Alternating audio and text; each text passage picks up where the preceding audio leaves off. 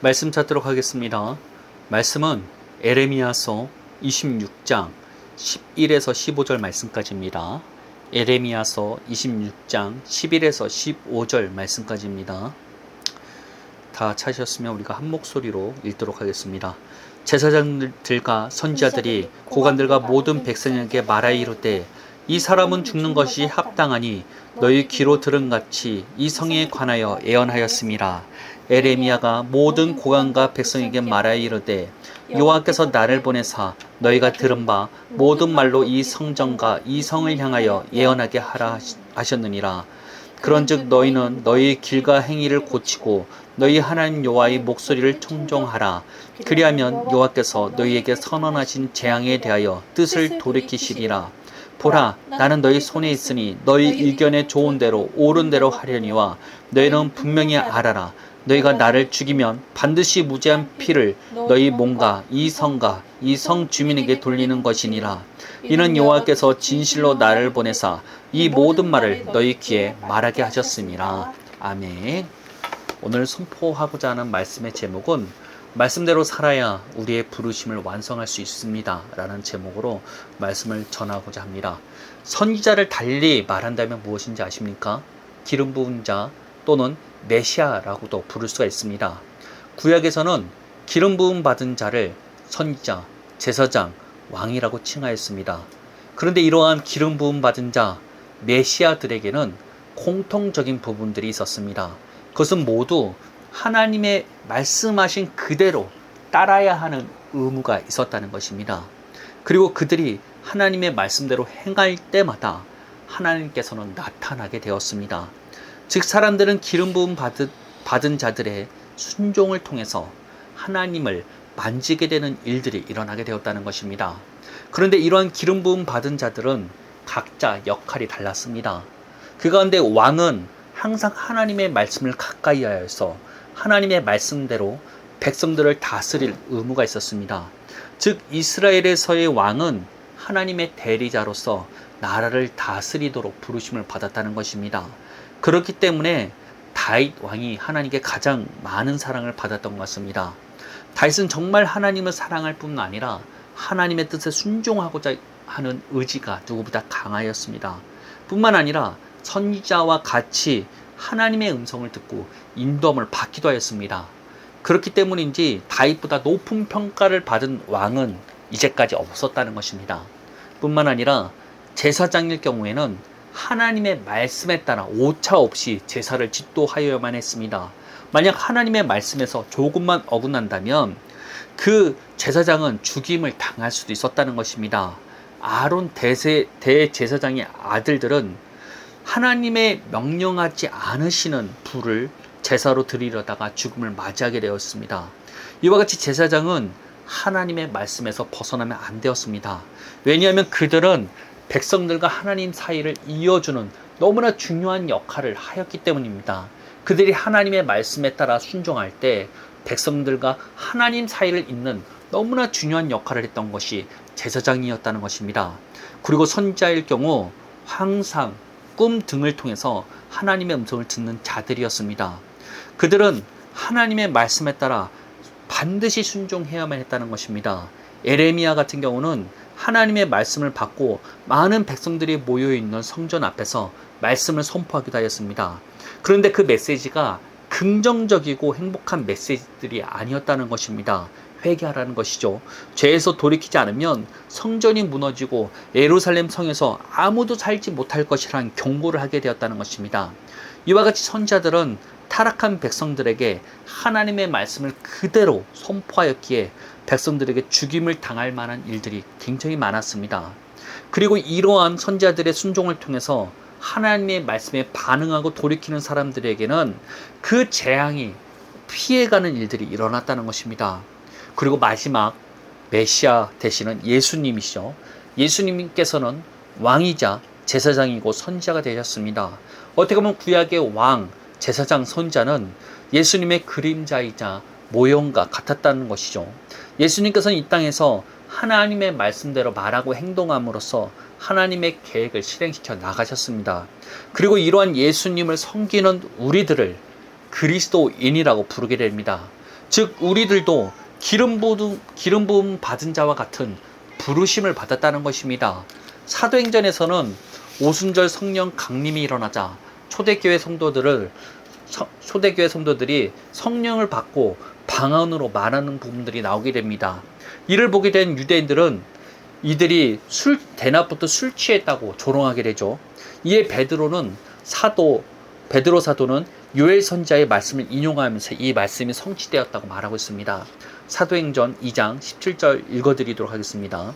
하나님이 말씀하시기를 말세에 내가 내 영을 모든 육체에 부어주리니 너희 자녀들은 예언할 것이요 너희 젊은이들은 환상을 보고 너희 늙은이들은 꿈을 꾸리라. 예언, 환상, 꿈하면 뭐가 생각납니까? 선지자 아닙니까? 모든 사람들이 하나님의 영을 받고 모두 선지자와 같이 된다는 것입니다. 즉 우리들의 부르심 역시 기름 부음 받은 자와 동일하다는 것입니다. 또한 베드로전서 2장 9절에서는 이와 같이 말하고 있습니다. 그러나 너희는 택하신 족속이요 왕같은 제사장들이요 거룩한 나라요 그의 소유된 백성이니 이는 너희를 어두운 데서 불러내어 그의 기이한 빛에 들어가게 하신 이에 아름다운 덕을 선포하게 하려 하심이라. 그냥 왕이면 왕이고 제사장이면 제사장이지 왕같은 제사장은 무엇일까요? 왕이자 제사장이라는 말이 아닙니까? 구약에서 왕과 제사장 역시 기름 부음 받은 자였습니다.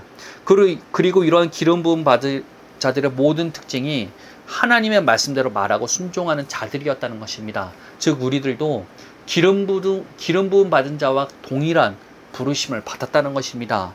즉 우리들이 부르심 역시 기름 부음 받은 자로서 예수님께서 이 땅에 오신 이유는 기름 부음 받은 자로서 하나님을 나타나는 것이었죠.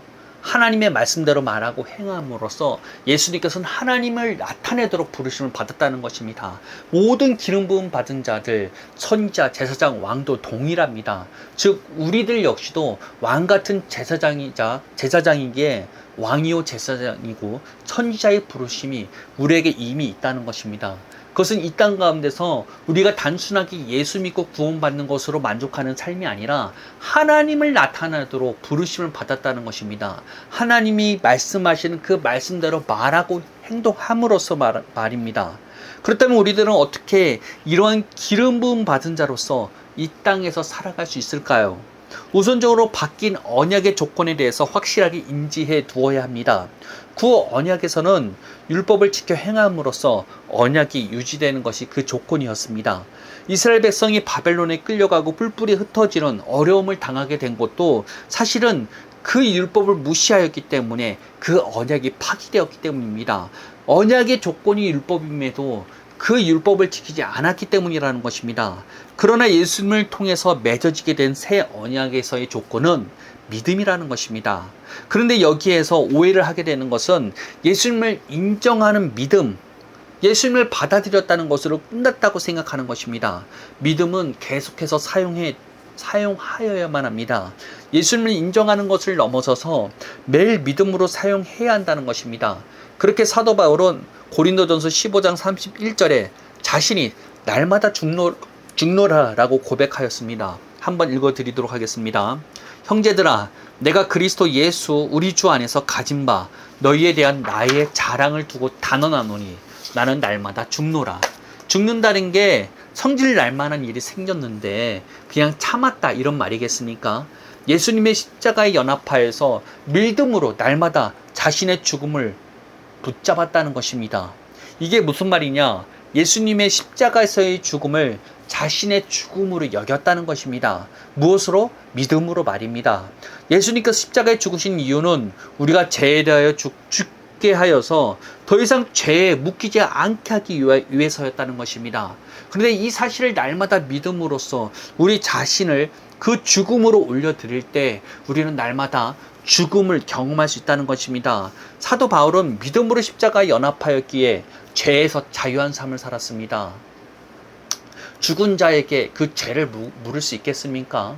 죽은 자에게 그 죄가 우리를 지배할 수 있겠습니까?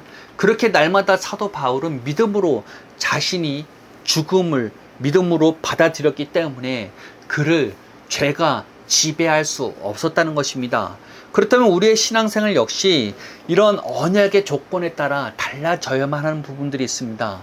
그 가운데 회개입니다. 구약에서의 회개라는 단어는 히브라는 단어로서 히브라는 히브리어 단어로서 많이 사용되었습니다. 이는 죄에서 돌이키다라는 의미를 가지고 있었습니다. 구언약 안에서 죄는 무엇입니까? 언약의 조건에서 벗어나는 삶 아니겠습니까? 율법에서 벗어난 삶을 죄라고 했습니다. 즉, 죄에서 돌이키라는 것은 율법을 어기는 삶에서 율법 안으로 들어가는 삶으로서 돌이키라는 말입니다. 행위를 바꾸라는 것이죠. 율법의 행위에서 벗어난 삶에서 돌이키라는 것입니다. 그런데 신약에서의 회개라는 단어는 히브리어 시브를 사용하지 않은 새로운 단어를 사용했다는 것입니다. 그것은 메타노이아입니다. 물론 구약의 히브리어, 신약은 헬라어이기 때문에 당연히 다를 수가 있죠. 그런데 이 시브라는 단어를 이제 번역한 헬라어를 사용하지 않았다는 것입니다. 도대체 무슨 차이가 있는 것일까요? 메타노이아는 생각의 변화를 말합니다. 히브는 어떻게 보면은 행동에 대한 변화를 요구했다면 메타노이아는 생각의 변화를 요구했다는 것입니다. 특히 메타노이아에서 메타라는 단어는 메타모르포시스라는 단어에서 유래되었다고 합니다. 이는 형태의 변화, 즉 변태를 말합니다. 변태가 무엇일까요? 애벌레가 나비로 바뀌는 것을 변태라고 말하죠. 즉 메타노이아는 단순한 생각의 변화를 넘어서서 즉 생각을 새롭게 하다라는 의미를 갖고 있다는 것입니다. 즉 우리는 죄인이었지만 예수님을 통해서 새로운 피조물이 되었죠. 그러나 우리가 느끼고 생각하는 것은 그대로입니다. 죄의 지배를 받았을 때 형성된 생각들, 사고관이 그대로라는 것입니다. 그렇게 우리의 회개는 이런 죄의 지배를 받았을 때 형성된 생각과 사고관에서 말씀으로 새롭게 바뀌어야 된다는 것입니다. 이게 그냥 지식적으로 바뀌는 것일까요? 그렇지가 않다는 것입니다. 우리에게는 그렇게 믿음이 필요하다는 것입니다. 당장 느껴지는 우리의 생각과 사고관을 날마다 십자가 안에서 죽은 것으로 여김으로써 우리에게 주어진 약속을 붙잡는 것입니다. 이것이 정말 우리에게 요구되어진 회개이며 우리가 날마다 붙잡아야 되는 믿음이라는 것입니다. 어떻게 보면 사도 바울이 날마다 죽노라 라고 말하는 것은 날마다 회개하는 삶을 살았던 것입니다. 예수님을 믿기 전 형성된 모든 것을 십자가에서 믿음으로 죽이고 새 언약의 말씀에 따라 자기를 주장하는 삶을 사도 바울은 살았던 것입니다. 그렇기 때문에 사도 바울을 통해서 수많은 사람들이 하나님을 만질 수 있었던 것입니다. 즉 사람들은 사도 바울을 통해서 하나님을 만나고 예수님을 만나게 되었다는 것입니다. 우리의 부르심은 여기에 있다는 것입니다. 구약에서의 기름 부음 받은 자들은 하나님의 말씀대로 행함으로써 하나님을 나타내는 삶을 살았습니다. 이와 같이 우리들은 새 언약의 말씀대로 말하고 생각하고 행함으로써 하나님을 나타내는 삶을 살도록 부르심을 받았다는 것입니다. 우리가 맺은 언약의 조건은 믿음이기에 날마다 믿음을 사용해야 하는 것입니다. 사도 바울과 같이 말입니다. 사도 바울은 고린도교의 성도들에게 자신의 자랑을 이야기합니다. 그것은 날마다 죽는다는 것입니다. 이는 자신이 날마다 믿음으로 십자가에 연합하는 삶을 말하는 것입니다. 즉 믿음으로 날마다 예수 믿기 이전에 형성된 자신의 모든 것을 믿음으로 죽이는 것입니다. 이거는 자기를 부인하는 삶인 것입니다. 바울은 새 언약의 조건에 따라 날마다 믿음을 사용한 것입니다. 말씀에 따라 그렇게 이 바뀐 조건에 따라 회개 역시 바뀌게 되어 있다는 것입니다. 과거 구언약에서는 행위에 대한 돌이킴에 중점을 두었다면 새 언약에서는 생각의 변화를 요구하였다는 것입니다. 그런데 단순한 생각의 변화가 아닌 생각을 완전히 새롭게 하는 것임을 깨달아야 한다는 것입니다. 예수 믿기 이전에 형성된 사고관에서 하나님의 말씀으로 완전히 새롭게 되어야 한다는 것입니다. 이것이 이루어질 때 우리를 통해서 하나님께서 나타나는 삶을 살 수 있는 것입니다.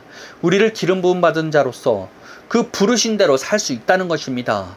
예수께서 걸으신 길을 우리도 걷게 될 수 있다는 것입니다. 예수님께서는 자신의 생각과 판단을 내비치지 않으시고 하나님의 말씀대로 말하고 행동하는 삶을 사셨습니다. 마귀의 시험을 받으실 때로 자기의 생각을 이야기하지 않으셨습니다. 오직 하나님의 말씀대로만 답변하셨다는 것입니다. 우리도 여기까지 가야만 합니다. 사탄은 계속해서 우리에게 잘못된 생각을 주입시켜 줍니다. 환경과 상황을 통해서 여기에 굴복하게 만듭니다. 그럴 때 우리가 해야 하는 것은 하나님의 말씀대로 주장하는 것입니다. 그럴 때 사탄은 우리에게 우리의 삶에 관여할 힘을 잃게 되는 것입니다. 이번 주 제 경험을 좀 나누어 보고자 합니다. 제가 요즘 직장을 다니고 일을 하게 되었습니다. 어떻게 보면 40살이 되었는데 직장에서 막내 생활을 하고 있는 것이죠. 그런데 한 분이 유독 저에게 반말을 사용하며 화를 내는 것에 제가 굉장히 마음에 불편해 했었습니다. 아니, 내가 어린 것도 아니고 나이가 40이나 되었는데 왜 이렇게 함부로 대하는 것이지? 라는 생각을 제 안에서 하게 되었던 것 같습니다. 그런데 이런 게 반복되다 보니 제 안에서 분노가 통제가 되지 않는 상황에 이르게 되었습니다. 조금만 건드려도 나도 모르게 신경질적인 답변을 하고 또 이제 화를 막 나도 모르게 일으키는 일들이 일어나게 되었죠. 솔직히 너무 고통스러웠습니다. 하나님을 나타내도록 부르심을 받았는데 있는 성질 다 내고 다니는 것 같아서 너무나 부끄럽고 힘들었습니다. 그래서 아침에 이제 그 출근길에 송기철 장로님의 유튜브에서 내 인생을 좀먹는 부정적인 생각, 감정 다스리기라는 설교를 듣게 되었습니다. 제 귀에 들리는 것은, 이제 이 설교를 통해 제 귀에 들리는 것은 내가 느끼는 감정이 실제도 아니고 진리도 아니며 나 자신도 아니라는 것입니다. 그리고 이러한 감정이 찾아오면 저항하고 싸우려 하지 말고 그냥 받아들이라는 것입니다. 신기하게 그런 말씀을 듣는데 참 마음이 평안해졌습니다. 그리고 손장로님께서는 회개에 대해서 이야기를 하시는데 이렇게 얘기했어요. 죄의 결과를 놓고 회개하지 말고 죄의 근원을 가지고 회개하라는 것이었어요.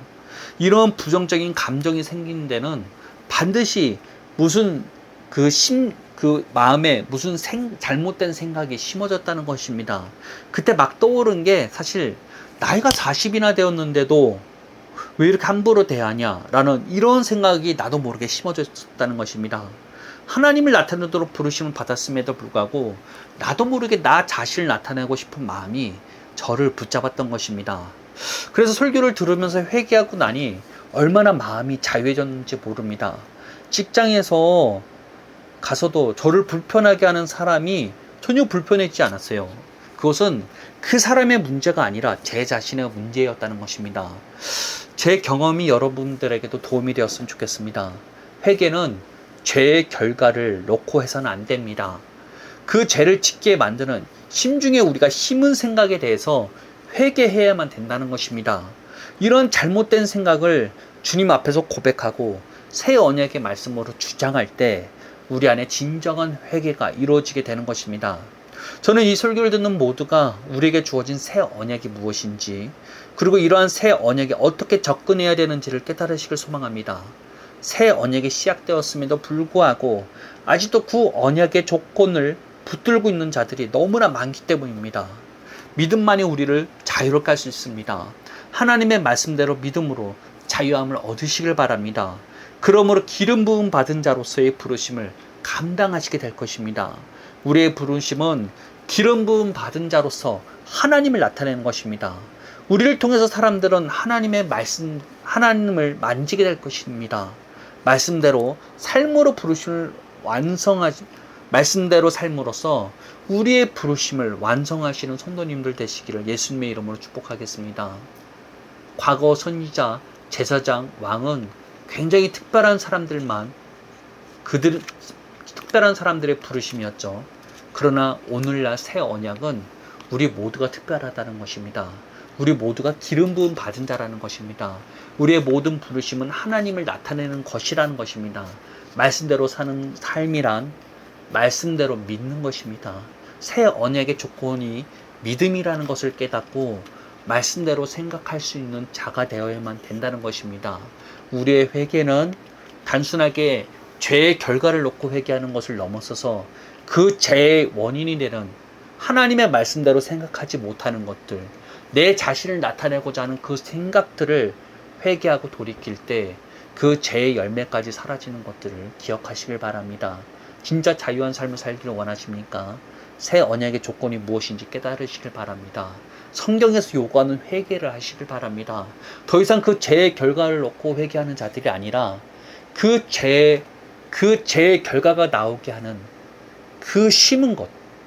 심은 어떻게 보면 씨죠. 우리가 잘못 심은 생각들을 돌이키시고 회개함으로써 이제는 그 안에 우리의 잘못된 생각이 아니라 하나님의 말씀을 심음으로써 새로운 피조물로서 이 땅에서 하나님을 나타내는 삶을 사시기를 예수님의 이름으로 축복하겠습니다. 말씀대로 순종함으로써 진짜로 하나님을 나타내는 삶이 무엇인지 우리가 모두 경험하기를 예수님의 이름으로 소원하며 축복하겠습니다. 기도하겠습니다. 하나님 감사합니다. 우리는 연약하고 부족하지만 주님은 강합니다. 그 강하신 예수님, 그 강하신 하나님께서 우리 안에 계십니다. 우리가 날마다 믿음으로 주님 앞에 우리의 죽음을 고백하오니 우리가 날마다 죽음으로써 날마다 승리할 수 있는 우리를 되기 원합니다. 우리가 죄와 싸우려면 날마다 패배합니다. 그러나 우리가 그리스도의 십자가와 연합하여서 죽음을 경험할 때 우리는 죄의 지배에서 벗어나 죄에서 승리하는 삶을 살 수 있음을 고백합니다. 우리는 믿음으로 주님 앞에 나아갑니다. 그 믿음으로 나아갈 때마다 날마다 우리에게 세임과 능력을 허락하여 주시고 우리를 통해서 사람들이 하나님을 만질 수 있도록 이끌어 주옵소서. 언제나 우리와 함께 하시며 동행하여 주시는 예수님께 감사드리며 예수님의 이름으로 기도합니다. 아멘.